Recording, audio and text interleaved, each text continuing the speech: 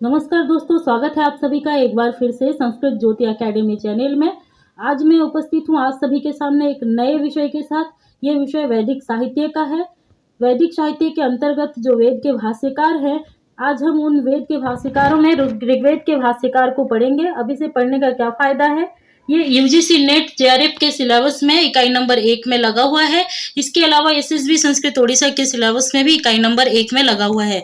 तो इन परीक्षाओं के लिए जो भी विद्यार्थी तैयार हो रहे हैं उनके लिए ये वीडियो उपयोगी है। साथ ही अन्य विश्वविद्यालय स्तर में जो भी प्रतियोगी परीक्षाओं के लिए तैयारी कर रहे हैं, जब ये उनकी सिलेबस में है तो उनके लिए भी उपयोगी है। इसीलिए आप इसे ज़्यादा से ज़्यादा लोगों तक पहुंचाएं ताकि सभी की सहायता हो सके, सभी को इससे मदद मिले। तो चलिए आज हम पढ़ेंगे वेद के भाष्यकारों में ऋग्वेद के भाष्यकार को।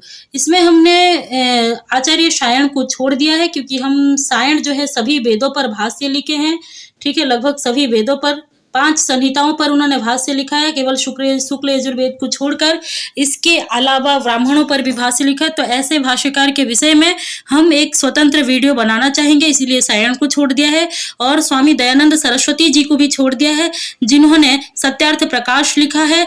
तो इनके बारे में भी हम एक स्वतंत्र वीडियो में देखेंगे। और एक है आधुनिक सायण, जिन्हें दामोदर श्रीपाद सातवलेकर कहा जाता है। इन्होंने सभी वेदों पर जो है हिंदी में सुबोध भाष्य लिखा है। तो इन तीनों को हम एक एक वीडियो में देखेंगे, इसीलिए हमने छोड़ दिया है। बाकी ऋग्वेद के जो अन्य भाष्यकार हैं, इनके ऊपर आज ये वीडियो बनने वाला है। फिर इसके बाद हम इसी तरह सामवेद, कृष्ण यजुर्वेद, शुक्ल यजुर्वेद और अथर्ववेद के भाष्यकार को भी देखेंगे। तो बने रहिएगा हमारे साथ पूरी श्रृंखला में। आशा करेंगे कि इस श्रृंखला के बाद वेद के भाष्यकार के विषय में आपकी कोई डाउट और नहीं रह पाएगी। तो चलिए अब हम देखते हैं।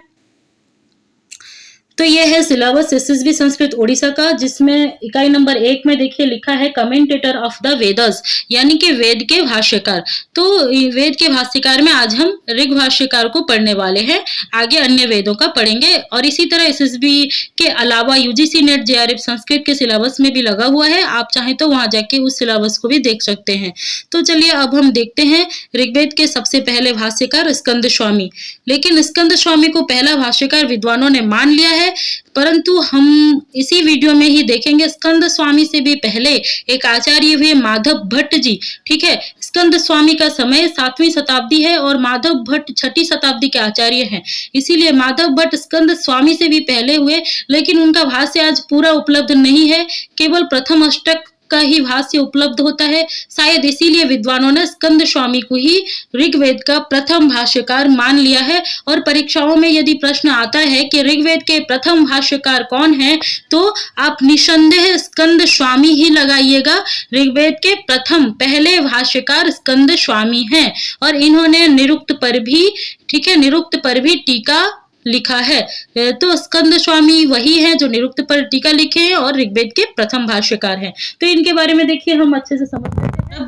पहला भाष्य स्कंद स्वामी का है और इसके बाद क्या लिखा है, अतः ऋग्वेद के प्रथम भाष्यकार कौन है, स्कंद स्वामी। जिनका भाष्य सबसे पहले उपलब्ध हुआ तो वो पहले भाष्यकार होंगे ना। तो ऋग्वेद के प्रथम भाष्यकार कौन है, स्कंद स्वामी। इसी भाष्य में ही कुछ श्लोकों में उन्होंने अपना परिचय दिया है, जिसके अंतर्गत हमें इनके देश आदि के बारे में पता चलता है। तो ये किस देश के थे, इनका स्थान क्या था, ये गुजरात, आधुनिक गुजरात के एक राजधानी हुआ करती थी, कभी वल्लभी नाम की नगरी थी, उस वल्लभी नाम के नगरी से थे। ठीक है,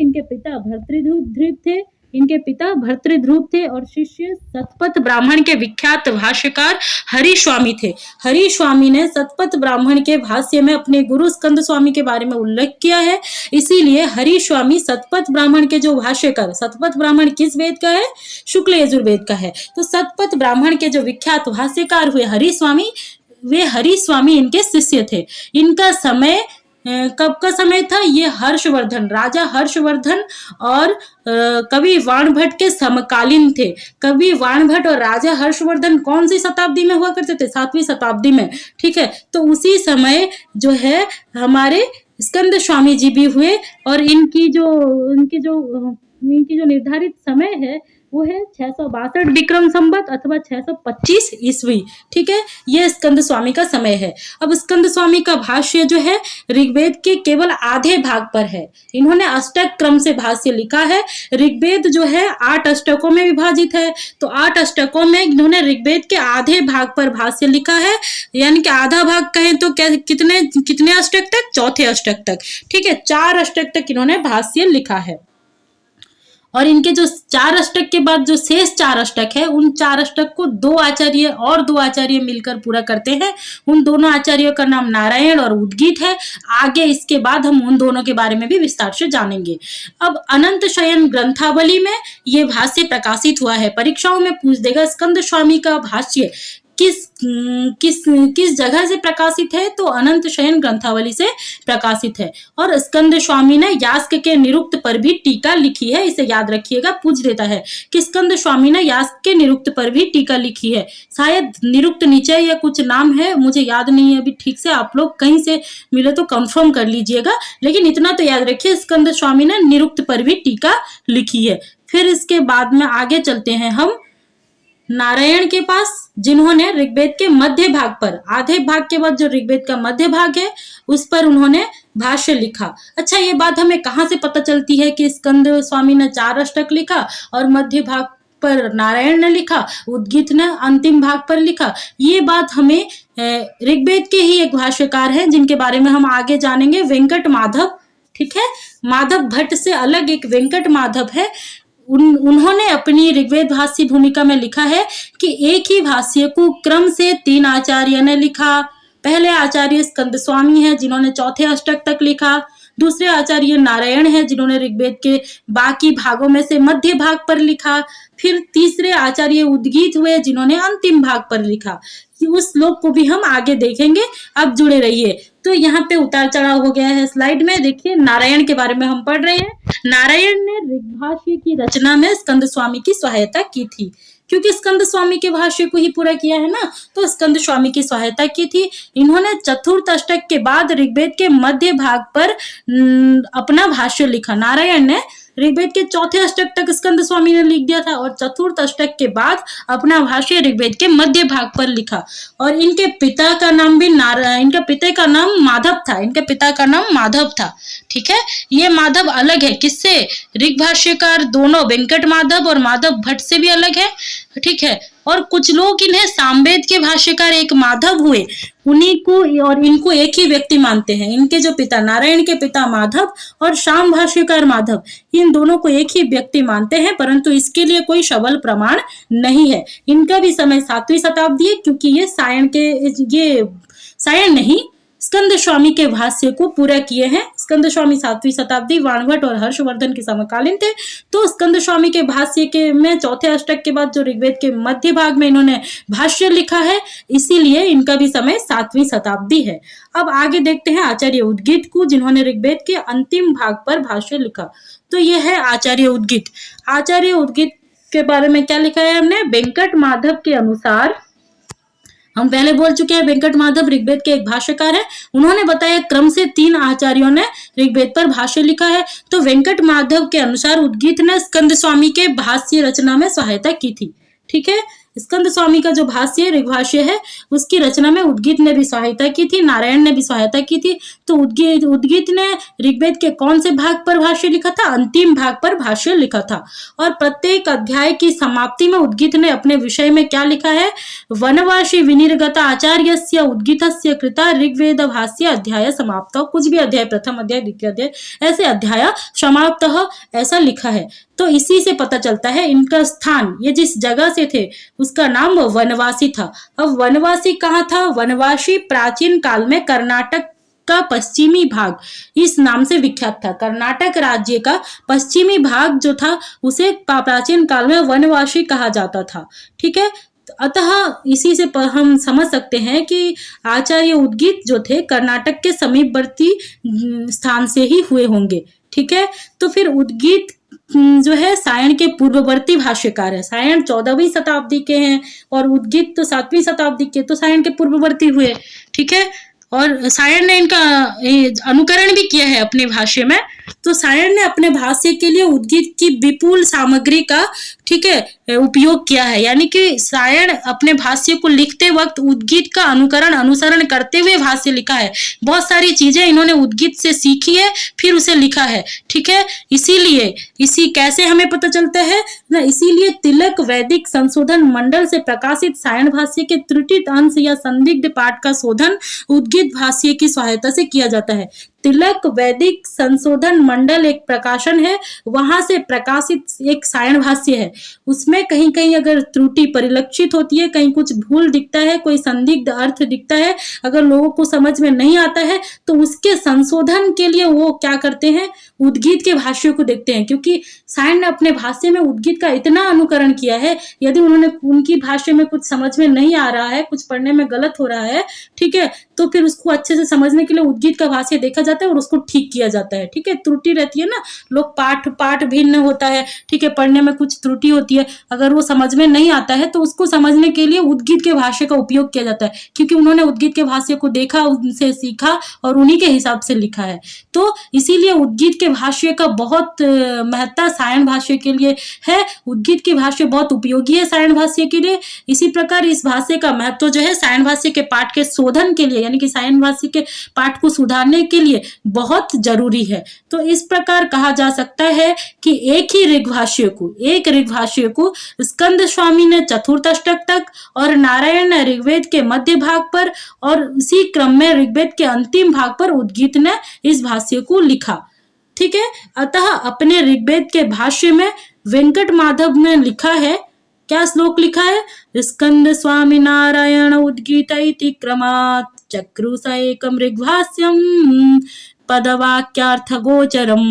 यानी क्रम से लिखे स्कंद स्वामी नारायण और उद्गीत ने एक ही ऋग्भाष्य को, ऐसा वेंकट माधव अपने ऋग्भाष्य के ऋग्वेद के भाष्य में लिखे हैं, ठीक है। इसी से पता चलता है कि इन तीनों आचार्यों ने एक ही भाष्य को क्रम से लिखा है। अब हम देखते हैं माधव भट्ट जी। माधव भट्ट के बारे में कहा जाता है कि ये स्कंद स्वामी से भी पहले हुए थे, लेकिन इनका भाष्य आज पूरा उपलब्ध नहीं है। तो इनका समय 6वीं शताब्दी ईस्वी है, ठीक है। माधव भट्ट स्कंद स्वामी 7वीं शताब्दी, वेंकट माधव 10वीं शताब्दी और सायण 14वीं शताब्दी तथा उनके भाई माधव से भी पूर्ववर्ती थे। इतना मैंने क्यों लिखा, क्योंकि यहाँ पे देखिए 3 माधव हैं, ठीक है। एक माधव भट्ट है जो है जिनको हम आज पढ़ रहे हैं, इसके अलावा स्कंद स्वामी से तो ये पूर्ववर्ती हैं, और वेंकट माधव बोल के एक माधव हुए, इनसे भी पूर्ववर्ती है। वेंकट माधव 10वीं शताब्दी के हैं और ये 6ठी शताब्दी के हैं। इसके अलावा सायण के जो भाई हुए माधव, ये भी 14वीं शताब्दी के होंगे, क्योंकि सायण का समय 14वीं शताब्दी है। तो इन माधव से भी ये अलग हैं। तो माधव बहुत सारे हुए हैं, इसीलिए इतने सारों को लिखना पड़ा। तो ये स्कंद स्वामी के पूर्ववर्ती आचार्य हैं, वेंकट माधव से भी पूर्ववर्ती हैं जो 10वीं शताब्दी में हुए, और सायण और इनके भाई जो माधव है इनसे भी पूर्ववर्ती हैं, ठीक है। इसके अलावा स्कंद स्वामी, वेंकट माधव तथा सायण ने इनके भाष्य का अनुकरण करते हुए अपने अपने भाष्य को लिखा। स्कंद स्वामी जो ऋग्वेद के पहले भाष्यकार माने जाते हैं, वो भी अपने भाष्य को लिखते वक्त इनसे सीख लिया है, इनका अनुकरण किया है, ठीक है। उन्होंने भी इनसे सीख लेते हुए अपना भाष्य लिखा है। इसके अलावा माधव ने तथा वेंकट माधव ने और सायण ने भी इनका अनुकरण करते हुए अपना भाष्य लिखा है, ठीक है। आज मात्र ऋग्वेद के प्रथम अष्टक पर ही माधव भट्ट का भाष्य उपलब्ध होता है। आज केवल ऋग्वेद के प्रथम अष्टक का ही भाष्य उपलब्ध है जो माधव भट्ट के द्वारा विरचित है, इससे ज्यादा उपलब्ध नहीं होता। इस भाष्य को मद्रास विश्वविद्यालय ने प्रकाशित किया है। मद्रास विश्वविद्यालय ने इस भाष्य को प्रकाशित किया है। इन अन्य कृतियां इन्होंने ऋग्वेद की, इनकी अन्य भी कृतियां हैं, इन्होंने ऋग्वेद की 11 अनुक्रमणिकाएं लिखी है, ठीक है। इसके अलावा इन अनुक्रमणिका को शब्दकोश के रूप में, वैदिक कोश के रूप में देखा जाता था, पढ़ा जाता था। तो इन्होंने 11 अनुक्रमणिका का प्रणयन किया है। इनमें से अभी उपलब्ध अनुक्रमणिका कौन कौन है? नामानुक्रमणी और आख्याता अनुक्रमणी अभी प्रकाशित है। अन्य अनुक्रमणिका जैसे निर्वचनानुक्रमणी, छंदो अनुक्रमणी और स्वरानुक्रमणी आदि अनुक्रमणिका वर्तमान अनुपलब्ध है। ये पाए नहीं जाते, परंतु इन्होंने लिखा था। ठीक है, निर्वचनानुक्रमणी, स्वरानुक्रमणी, छंदानुक्रमणी आदि लिखा था, जो उपलब्ध नहीं है। लेकिन उपलब्ध क्या है? नामानुक्रमणी और आख्यातानुक्रमणी। ठीक है, अब आगे देखते हैं। आगे वेंकट माधव को देखते हैं। वेंकट माधव ने जो भाष्य लिखा वो क्या था? पूरे ऋग्वेद पर अति संक्षिप्त रूप से भाष्य लिखा है। अति संक्षिप्त भाष्य किसने लिखा? वेंकट माधव ने पूरे ऋग्वेद पर लिखा है। इनका समय 1200 विक्रम संवत माना जाता है, अथवा 1050 से 1150 ईस्वी माना जाता है। ये पंडित साम्बशिव शास्त्री का मत है। जो ईस्वी सन का जो मत है, ये पंडित साम्बशिव शास्त्री का मत है। पंडित साम्बशिव शास्त्री का मत है। इनका स्थान कौन सा था? दक्षिणापद चोल देश। चोल देश दक्षिणापद, आधुनिक आंध्र प्रांत जो है, ये इनका स्थान था। ये दक्षिण भारत के थे। इनके पिता का नाम माधव था। वेंकट माधव के पिता का नाम भी माधव था। इनके पितामह का नाम माधव था। पितामह का नाम माधव था। पिता वेंकटाचार्य और इनके मातामह यानी नाना भवगोल थे, माता सुंदरी थी। इनका मातृ यानी माता का गोत्र जो था वशिष्ठ था, पितृ गोत्र कौशिक था। ठीक है, उसके अलावा अनुज इनके संकर्षण थे। पुत्र इनके वेंकट और गोविंद नाम के 2 पुत्र थे। वेंकट माधव के पुत्र का नाम भी वेंकट था। ठीक है, और इनके पिता का नाम भी वेंकटाचार्य था। तो वेंकट और गोविंद 2 इनके पुत्र हुए। वेंकट ये दक्षिण भारतीय नाम है, इसीलिए आप इसे अच्छे से याद रख लीजिएगा कि वेंकट माधव जो थे दक्षिण भारत के थे। इनके जो भाष्य का संपादन आधुनिक समय में किसने किया? डॉक्टर लक्ष्मण स्वरूप ने संपादित करते हुए 4 भागों में इनके भाष्य को प्रकाशित किया। अब इनके भाष्य का जो प्रकाशन किस प्रकाशक के द्वारा हुआ? मोतीलाल बनारसी दास दिल्ली के द्वारा इस भाष्य का प्रकाशन हुआ। ठीक है, धानुष की अजवा, इन्होंने 3 वेदों पर भाष्य लिखा है, इसीलिए इन्हें त्रिवेदी भाष्यकार और त्रैनिष्ठ वृद्ध भी कहा जाता है। ठीक है, इन्होंने 3 वेदों पर भाष्य लिखा है, परंतु किन 3 वेदों पर भाष्य लिखा है उनके नाम के बारे में हमें पता नहीं चलता। फिर भी ऋग्वेद तो पहला वेद है, इस पर तो जरूर लिखे होंगे, इसीलिए इन्हें ऋग्वेद के भाष्यकारों के अंतर्गत गिना जाता है। तो इन्होंने 3 वेदों पर भाष्य लिखा, परंतु ये 3 वेद कौन से हैं ये अज्ञात है। इनकी उपाधि त्रिवेदी भाष्यकार और त्रैनिष्ठ वृद्ध कहे जाते हैं। ये वैष्णव परंपरा के आचार्य थे। इनका समय 1600 विक्रम संवत अथवा 1500 ईस्वी के लगभग है। इनका भाष्य वर्तमान अनुपलब्ध है। बस इनके बारे में इतनी जानकारी है। आगे देखते हैं आनंद तीर्थ। आनंद तीर्थ ही मध्वाचार्य हैं। ठीक है, आनंद तीर्थ ही मध्वाचार्य हैं, जो द्वैतवादी आचार्य हैं। वेदांत के द्वैत संप्रदाय के प्रतिष्ठापक आचार्य हैं। ठीक है, उन्होंने वेदांत दर्शन पर भाष्य भी लिखा है।